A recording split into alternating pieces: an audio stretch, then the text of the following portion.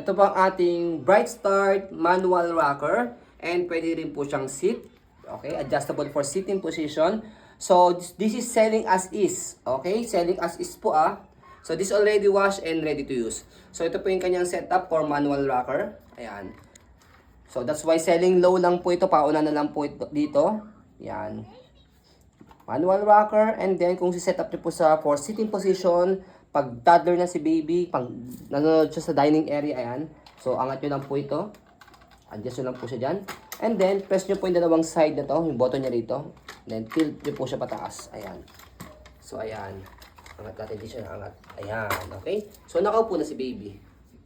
Okay? And then, next natin is, Mickey Mouse design po siya, Disney.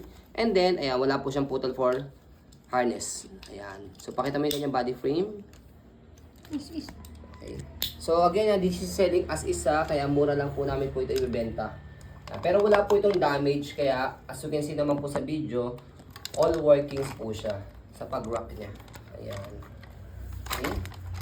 So, this is Bright Start. Alam niyo naman po yung sa brand po na yan. This branded. So, ayan po. As you can see, very details po kami sa ayan pong pag-video. Kasi ang aming siya policy na refund or exchange. What you see is what you get. So, yun po, maraming salamat. Have a nice day and God bless po. So, by the way, additional information, yung kanyang harness, pag medyo malaki na si baby, pwede nyo adjust dito sa taas.